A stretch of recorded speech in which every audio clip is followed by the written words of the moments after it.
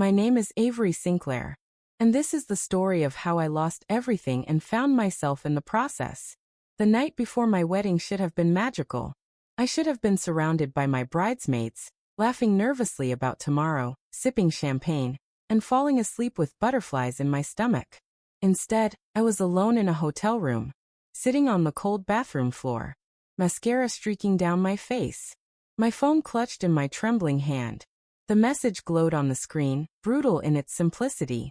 I cannot do this. Do not wait for me. That was it. No explanation. No apology. No acknowledgement of the 3 years we had spent building a life together. Just 10 words from the man I was supposed to marry in less than 12 hours. Miles Hartley. The man who had proposed to me under the stars on a beach in Maine. The man who had cried when I said yes. The man who had promised me forever just 6 months ago. That same man had now vanished. No phone call. No courage to face me. Just a text message and silence. I stared at those words until they blurred. I read them over and over, hoping somehow they would change. That maybe I had misunderstood. That maybe this was some cruel joke. But the reality was suffocating. Miles had left me. The night before our wedding. My chest felt like it was caving in. I could not breathe. I could not think. All I could do was sit there and let the tears fall. How could he do this? How could someone just walk away without even the decency of a conversation? We had built our entire future together. We had chosen a house. We had talked about children. We had argued over paint colors and laughed about whose family would host Thanksgiving. And now nothing. My phone buzzed again. It was my mother. "Sweetheart, are you okay? Do you need anything?" I could not even respond. What was I supposed to say? That the man I loved had destroyed me with a single text? That tomorrow's wedding was now a funeral for a relationship that died without warning? I turned my phone face down and buried my face in my hands. The sobs came harder now. Violent. Uncontrollable. My entire body shook with the weight of it all. I do not know how long I stayed on that floor. Minutes. Hours. Time had stopped meaning anything. Eventually, I forced myself to stand. My reflection in the mirror was unrecognizable. Swollen eyes. Blotchy skin. Hair tangled from running my fingers through it over and over. This was supposed to be the happiest night of my life. Instead, I looked like someone who had been shattered. Because I had been. I walked back into the bedroom, each step feeling heavier than the last. The wedding dress hung on the closet door, pristine and beautiful. Ivory lace with delicate beading that caught the light. It had taken me months to find the perfect dress. I had cried happy tears when I tried it on for the first time. My mother had squeezed my hand and whispered, "You are going to be the most beautiful bride." Now that dress was just a reminder of everything that would not happen. There would be no aisle to walk down. No vows to exchange. No first kiss as husband and wife. Just shame, humiliation, and a broken heart. I collapsed onto the bed, pulling my knees to my chest. My phone buzzed again. And again. Messages from family and friends who had no idea what had just happened. "Cannot wait for tomorrow. You are going to be such a beautiful bride. So excited to celebrate with you." Each message felt like a knife twisting deeper. How was I going to tell them? How was I going to face 200 guests tomorrow and explain that there would not be a wedding? That the groom had simply disappeared? My mind raced with 1,000 thoughts. What would people say? What would they think? Would they pity me? Would they blame me? Would they whisper behind my back that maybe I had done something wrong? That maybe I was not enough? The shame was suffocating. Morning came too quickly. I had not slept. Not even for a moment. I just stared at the ceiling, numb and hollow. At 6 in the morning, my phone rang. It was my sister, Brielle. I answered, my voice barely a whisper. "Avery, is it true?" Word had already spread. Miles had not just disappeared on me. He had told his best man, who had told his girlfriend, who had texted her sister. And now everyone knew. "Yes," I whispered, my throat raw from crying. "It is true." There was silence on the other end. Then Brielle's voice thick with anger. "That coward. That absolute coward." "I know. What are you going to do?" "I do not know." But even as I said it, something began to stir inside me. A quiet, simmering rage beneath the grief. Miles had taken so much from me. My dignity, my dreams, my faith in love. But he had also left behind something he could not take away. Our honeymoon. The tickets were already paid for. 2 weeks in Santorini, Greece. A villa overlooking the Aegean Sea. Sunsets. Romance.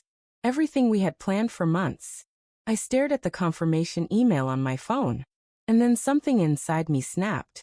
Not in a broken way. In a defiant way. He may have stolen my wedding. But I would be damned if I let him steal my joy. Brielle. I said, my voice steadier now. I am going on the honeymoon. What? I am going. Alone. There was a pause. Then my sister laughed. Not a mocking laugh. But a proud, fierce laugh. Hell yes you are. And just like that, the decision was made. I spent the rest of that morning canceling the wedding. Calling the venue. Calling the caterer. Calling the photographer. Each phone call was humiliating. Each explanation felt like ripping open the wound again. But I pushed through. My mother tried to convince me to stay home. Avery, you need time to heal. You should be with family. No, Mom, I said firmly. I need to do this. For me. By noon, I had packed my suitcase. I folded the wedding dress carefully and stored it away. I did not know what I would do with it. Maybe I would burn it someday. Maybe I would donate it. But for now it was out of sight. I grabbed my passport, my suitcase, and the honeymoon itinerary. And I left. The airport was surreal. People everywhere, rushing to their destinations. Families laughing. Couples holding hands. And me. Alone. With a ticket meant for 2. When I checked in, the woman at the counter smiled. Honeymoon? She asked cheerfully. I hesitated. Then I smiled back, though it did not quite reach my eyes. Yes. Just me. Her smile faltered for a moment, but she recovered quickly. Well, enjoy it, she said kindly. I nodded and walked toward my gate. The flight was long. 12 hours of sitting with my thoughts. Of replaying everything in my mind. Every moment with Miles. Every laugh. Every kiss. Every promise he made. Had any of it been real? Or had I just been blind? By the time the plane landed in Santorini, I was exhausted. Not just physically. Emotionally. Mentally. But as I stepped off the plane and felt the warm Mediterranean breeze on my skin, something shifted. Just slightly. A tiny crack in the darkness. The villa was even more beautiful than the photos. White stone walls. Blue shutters. A private terrace overlooking the ocean. The kind of place that belonged in a dream. I stood on that terrace, watching the sun begin to set. The sky was painted in shades of pink and gold. The ocean glittered below. And for the first time in days, I felt something other than pain. I felt possibility. That first night, I ordered room service. I sat on the terrace with a glass of wine and watched the stars appear one by one. And I cried. But this time it was different. It was not just grief. It was release. The next morning, I woke up to sunlight streaming through the windows. I made myself coffee and sat on the terrace again. The world was so quiet. So peaceful. I realized that I had a choice. I could spend these 2 weeks mourning what I had lost. Or I could choose to live. So I chose to live. I spent the first few days exploring the island. I walked through the narrow streets of Hawaii, with its whitewashed buildings and blue domes. I wandered through shops filled with handmade jewelry and local art. I ate fresh seafood at tiny tavernas overlooking the water. At first it felt strange. Being alone in a place designed for couples. Everywhere I looked, there were honeymooners. Holding hands. Stealing kisses. Whispering sweet things to each other. And there I was. Solo. But slowly, something began to change. I stopped comparing myself to them. I stopped wishing Miles were there. Instead, I started noticing other things. The way the light hit the water at sunrise. The taste of fresh baklava dripping with honey. The sound of laughter from locals gathered in the town square. I started talking to people. The woman who ran the small bakery near my villa. The elderly man who sold paintings by the harbor. A group of travelers from Australia who invited me to join them for dinner. And for the first time in years, I felt like myself again. Not someone's fiancé. not someone defined by a relationship. Jimmy. One afternoon, I went to a beach I had read about. Red sand and crystal clear water. I wore a simple sundress and brought a book I had been meaning to read for months. I spread out my towel and sat down. The sun was warm on my skin. The sound of the waves was soothing. I opened the book, but I could not focus. Instead, I just watched the ocean. A little girl was playing nearby, building a sandcastle with her father. She laughed every time a wave came too close and knocked down her walls. But she did not get upset. She just rebuilt. I watched her for a long time, and I thought about resilience, about how we rebuild even when things fall apart. That evening, I did something I had not done in days. I posted a photo online. It was a picture of the sunset from my terrace. The caption was simple: finding beauty in unexpected places. Within minutes, the comments started rolling in. Friends who had heard what happened. Family sending love. Even acquaintances offering support. But the most surprising thing? Miles saw it. I knew because he watched my story. And for the first time since he left, I did not feel angry. I felt powerful. Because he was sitting somewhere, seeing me live my life, seeing me smile, seeing me move forward without him. And I realized something profound. He had not broken me. He had freed me.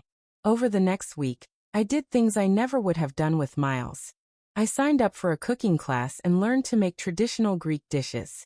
I went on a boat tour and jumped off the side into the deep blue water, screaming with exhilaration.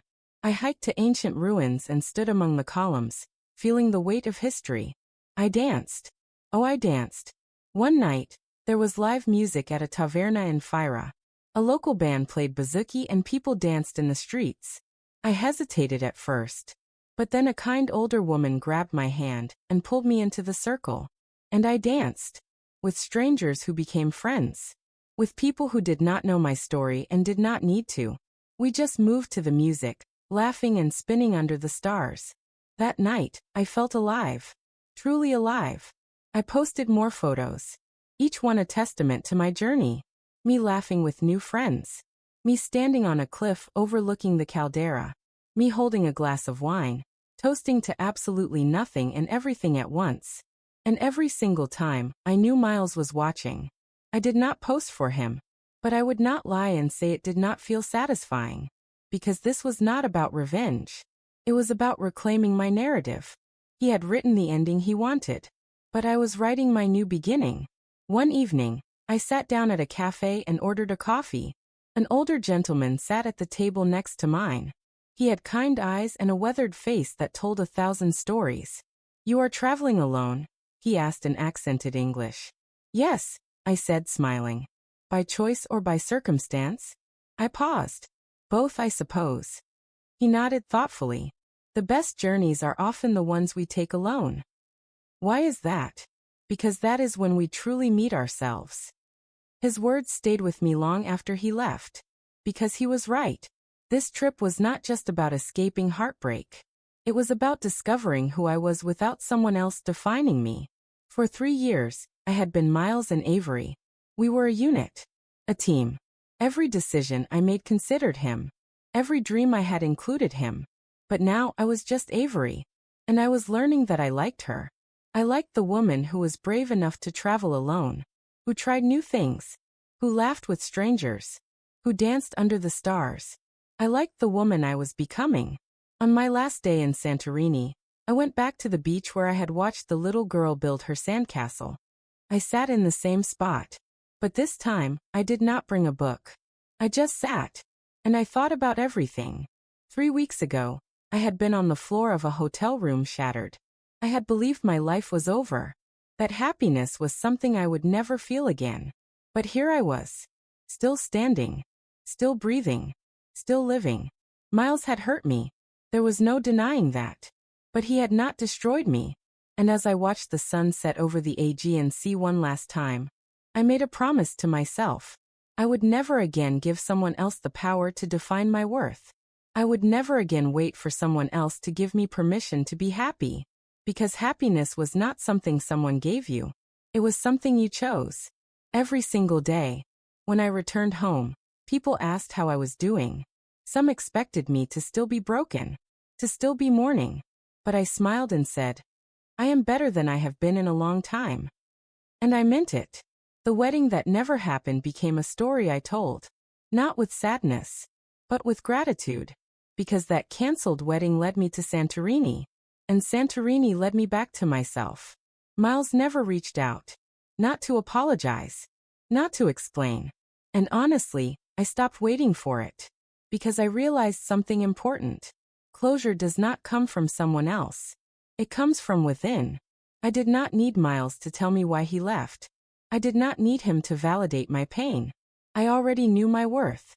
And that was enough. Months later, I was sitting at a coffee shop when I saw him. Miles. He was with someone new. A woman with dark hair and a bright smile. They looked happy. For a moment, my heart clenched. Not because I wanted him back, but because it was a reminder of what I had lost. But then I took a breath.